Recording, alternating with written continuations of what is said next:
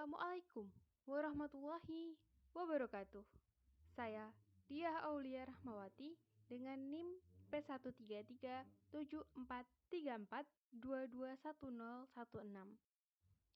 Saya merupakan mahasiswi Poltekkes Kemenkes Semarang dengan jurusan Analis Kesehatan dan Prodi D3 Teknologi Bank Darah. Video ini saya buat untuk memenuhi tugas saya pada mata kuliah rekrutmen donor dengan dosen pembimbing Ibu Eko Naning Sofianita. Selamat menyaksikan. Donor darah sudah tidak asing lagi di telinga kita. Orang awam hanya menganggap donor darah itu hanya sekedar mengambil darah kita kemudian ditransfusikan kepada mereka yang membutuhkan. Namun, tahukah kalian bahwa donor darah itu sangat banyak sekali manfaatnya?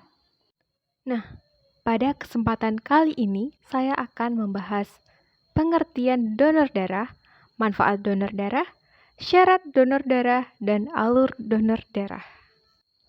Donor darah adalah kegiatan pengambilan darah dari seseorang secara sukarela yang kemudian disimpan di dalam bank darah yang akan digunakan untuk transfusi darah bagi mereka yang membutuhkan.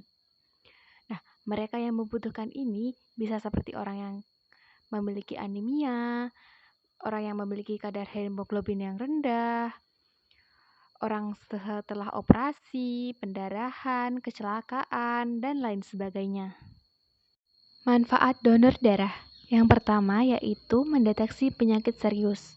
Pada saat donor darah dilakukan screening hepatitis B, hepatitis C, HIV, dan sifilis. Kemudian meningkatkan produksi sel darah. Setelah donor, otomatis darah yang pada kita itu berkurang sehingga sumsum tulang belakang akan memproduksi sel darah baru. Selanjutnya yaitu dapat menurunkan berat badan.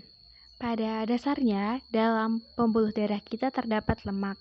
Dan saat ketika kita donor darah, lemak yang ada di pembuluh darah kita itu ikut terdonorkan. Sehingga donor darah dapat membantu menurunkan berat badan. Namun, jangan sekali-sekali mencoba menurunkan berat badan dengan melakukan donor darah sebulan sekali atau berturut-turut, karena itu sangat-sangat tidak baik. Selanjutnya yaitu menjaga kesehatan jantung. Selanjutnya yaitu kepuasan batin. Pada saat kita setelah donor darah, otomatis kita akan merasa senang gitu. Darah kita yang kita sumbangkan itu dapat bermanfaat sekali bagi orang lain. Kemudian yaitu kesehatan terpantau. Mengapa? Karena pada saat kita donor darah, itu kan kita ditimbang berat badannya, dicek kadar hemoglobinnya, dicek tekanan darahnya, apakah normal atau tidak.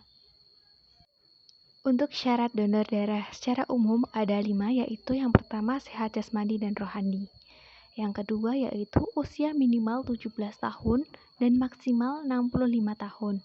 Itu tergantung pribadi masing-masing. Yang ketiga yaitu tekanan darah normal.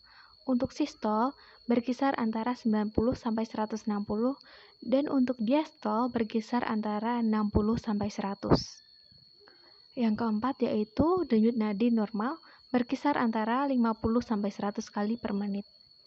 Yang kelima yaitu untuk kadar hemoglobin di atas 12,5 sampai 17 gram per desiliter. Selanjutnya yaitu alur donor darah. Yang pertama yaitu tahap registrasi. Pada tahap registrasi itu mengisi formulir kesehatan, kuesioner kesehatan, dan input data. Yang kedua yaitu pemeriksaan pendahuluan, seperti mengukur kadar Hb, berat badan, dan mengecek golongan darah jika baru pertama kali donor. Yang ketiga yaitu pemeriksaan kesehatan, meliputi pemeriksaan tekanan darah, pemeriksaan fisik sederhana, dan anamnesa penyakit. Yang keempat yaitu pengambilan darah. Yang pertama dilakukan adalah dengan mencuci lengan pendonor, yang kedua yaitu pengambilan sampel, dan yang terakhir yaitu pengambilan darah. Yang kelima yaitu tahap administrasi. Pada tahap ini dilakukan pengambilan kartu donor. Pada tahap keenam yaitu tahap pemulihan. Tahap pemulihan ini berupa istirahat dan mendapatkan menu donor dari petugas. Wah, nggak terasa ya semuanya sudah dipaparin semua. Namun, tahukah kalian mengapa donor darah itu penting? Yang pertama yaitu kebutuhan darah yang besar. Setiap 8 detik sekali dibutuhkan transfusi darah. Yang kedua yaitu pemeriksaan gratis, seperti pemeriksaan suhu tubuh, denyut nadi, tekanan darah, dan kadar hemoglobin. Yang ketiga yaitu tidak menyakitkan. Mungkin sedikit rasa sakit, namun rasa sakit itu tidak seberapa dan cepat hilang. Mungkin cukup sekian dari saya. Apabila ada pertanyaan, bisa ditanyakan di kolom komentar.